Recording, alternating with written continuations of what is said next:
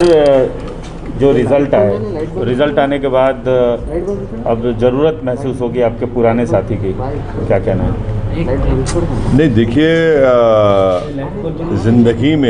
ज़िंदगी के सफ़र में हमको आपकी ज़रूरत पड़ती है, सबकी ज़रूरत पड़ती है, मगर जहाँ तक मेयर और डिप्टी मेयर इलेक्शन का सवाल है, जब तक state election commission 150 municipal wards का ऑफिशियली रिज़ल्ट डिक्लेयर नहीं करता है, क्योंकि निरडमेट एक म्यूनसिपल वार्ड का नतीजा आने वाला है, रुका हुआ है कोर्ट के कुछ फैसले की वजह से, और उसके बाद ही ये प्रोसेस शुरू होगा मेयर और डिप्टी मेयर का।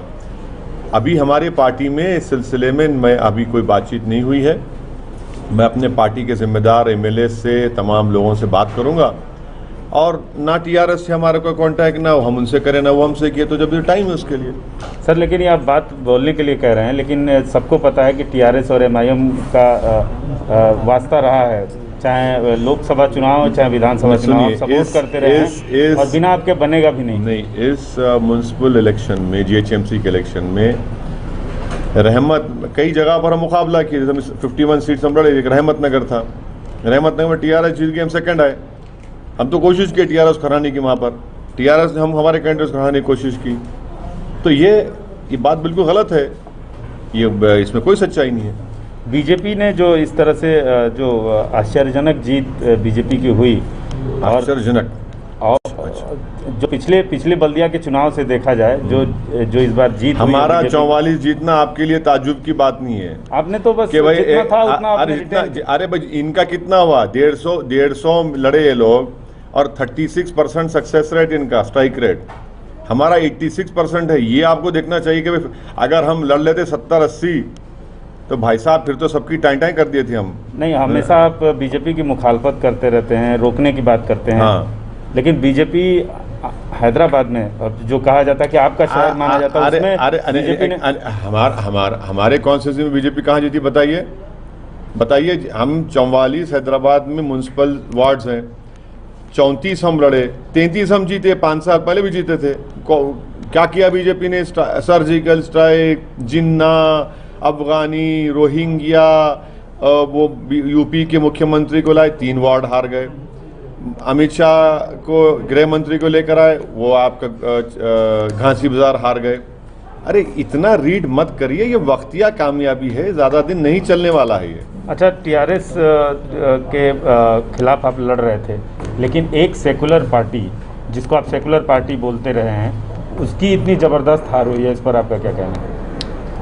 ये जनता का वर्डिक्ट है, इसमें क्या है? उसमें जनता का वर्डिक्ट है, जनता का वर्डिक्ट है। और ये Hyderabad, greater Hyderabad municipal corporation जो वर्डिक्ट है, वो किसी पार्टी के लिए मैंडेट नहीं है। हैदराबाद की जनता ने ना एमआईएम को डिसाइसिव मैंडेट दिया, ना बीजेपी को दिया, ना टीआरएस को दिया। इस मैंडेट की इज्जत करना जरूरी है, इस मैंडेट को समझना जरूरी है। तो ये जो मैंडेट आया, उस ट्रेंड को देखते हुए आपको 2023 में खतरा नहीं महसूस हो रहा है? देखिए, एक बात समझिए, जीएचएमसी यकीनन तेलंगाना का हिस्सा है, मगर जो मेनलैंड तेलंगाना है, वहाँ पर तेलंगाना की एक फीलिंग है, एक रीजनल एस्पिरेशन है, वहाँ पर बिल्कुल मुख्तलिफ पॉलिटिकल डेमोग्राफी है। और बहुत हद तक मैं ये समझता हूँ कि केसीआर उन तमाम चीज़ों का एक रिफ्लेक्शन करता है, उनकी पार्टी नहीं। अगर आप बोलेंगे आप गलत कह रहे हैं, तो मैं आपको बता रहा हूं कि निज़ामाबाद म्यूनसिपल कॉरपोरेशन में 8-10 महीने पहले इलेक्शन हुए, जहां पर बीजेपी का सिटिंग एमपी है, वहां पर क्या मेयर बीजेपी का है, डिप्टी मेयर नहीं है। करीमनगर म्यूनसिपल कॉरपोरेशन के इंतखाबात हुए, इलेक्शन हुआ, वहां पर बीजेपी का स्टेट प्रेसिडेंट है, एमपी है, वहां पर बीजेपी का मेयर डिप्टी मेयर नहीं है। तो इसीलिए हम कह रहे हैं कि आप बहुत ज़्यादा इसको रीड मत करिए, इस डिसीजन को।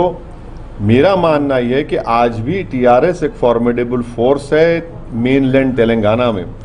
यकीनन जो नतीजा आया है, केसीआर को सोचना पड़ेगा कि क्यों ये नतीजा आया। और हमको यकीन है कि एक मंजेवे सियासतदान है, जिन्होंने अकेले अपनी इस पार्टी को खड़ा किया है, वो देखेंगे उस बातों को। मगर ये मेरा काम नहीं है कि मैं किसी के पार्टी के अंदरूनी मामलात में तबसरा करूं, उनको फैसला करना है, वो बेहतर जानते हैं कि क्या करना है नहीं करना। सर, ये क्या वजह है कि जब चुनाव होता है बीजेपी आपको आप पे अटैक करती है, आप बीजेपी पे अटैक करते हैं, हाँ। और वहाँ पे बीजेपी गेन कर जाती है। आपका फायदा या नुकसान नहीं होता है, अगर फायदा भी होता है या नुकसान भी होता है, लेकिन बीजेपी गेन करती है, क्या वजह है? कहाँ बीजेपी गेन की? हर जगह। और सुनिए, औरंगाबाद की जो MP सीट थी 22-23 साल शिवसेना के पास थी, इम्तियाज जलील हरा दिए, कांग्रेस नहीं हरा पाई थी। झारखंड में हम इलेक्शन लड़े, नहीं मिली कामयाबी, वहाँ बीजेपी नहीं जीती। अरे कितनी मिसालें दूंगा मैं आपको ऐसे। ये हमको बीजेपी से क्यों जोड़ते आप? देखिए समंदर, सुनिए, सारी सियासी पार्टियां समंदर के दो किनारे एक नहीं हो सकते, इतना याद रख लीजिए आप। समंदर के दो किनारे कभी एक नहीं हो सकते। तो बंगाल में भी ऐसा ही होने वाला है सर, अब बीजेपी जीतेगी, आप चुनाव लड़ेंगे। अरे भाई, अगर मेरे लड़ने से एक तो कोई जीतेगा कोई हारेगा, मैं भी जीतूंगा ना।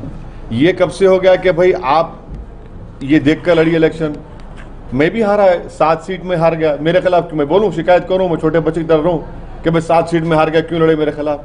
यही तो जमहूरियत की खूबसूरती है, यही तो जमहूरियत की खूबसूरती है। तो बंगाल के हमारे जिम्मेदारों से हमारी बातचीत होगी, उनसे पूरा बात करेंगे, फैसला लेकर आपको बताएंगे। बीजेपी जिस तरीके से गेन कर रही है, बिहार में भी आप चुनाव लड़े, आपको भी 5 सीटें मिली, बीजेपी जीती, यहाँ भी यही देखने को मिला। तो बंगाल में आप जैसे बोलते हैं, हर बार आप ये बोलते हैं कि वक्तिया फायदा है, वक्तिया जीत है। एक बात सुनिए, बिहार बंगाल में पार्लिमानी चुनाव हुए, 18 बीजेपी जीती, हम तो एक भी नहीं लड़े। क्या बोलेंगे आप? TMC के नेता छोड़ के बीजेपी भाग रहे, हमसे पूछ के जा रहे हैं क्या वो? अरे हर चीज में हमको लाके आप लोग खड़ा कर देते सामने। अरे हमारे कंधे पे रखकर बीजेपी का बाजा मत बजाइए, हमारे कंधे पे रखकर बीजेपी का प्रोपेगेंडा मत करिए। और बीजेपी अगर जीत रही है तो क्यों जीत रही है भी तो देखिए। भाई आप तो मुसलमानों का सेक्युलर वोट ले रहे हैं, मगर आपका वोटर कहां भाग रहा है वो भी तो सोचिए। आप वो क्यों नहीं सोचते? जिस दिन ये तमाम जो अपने आप को सेक्युलर कहते हैं वो इस चीज को सोचेंगे, समझेंगे, प्लान आउट करेंगे, तभी जाकर बीजेपी से मुकाबला कर पाएंगे।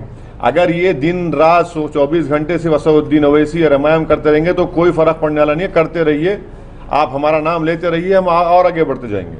यानी बीजेपी भी आगे बढ़ती जाएगी। अब बीजेपी आगे बढ़ रही है तो इनकी वजह से बढ़ रही है। बिहार में इतना एंटी इनकम्बेंसी था जेडीयू के खिलाफ, और अब वहां नहीं जीतते आप, तो इसका जिम्मेदार किसको देंगे आप?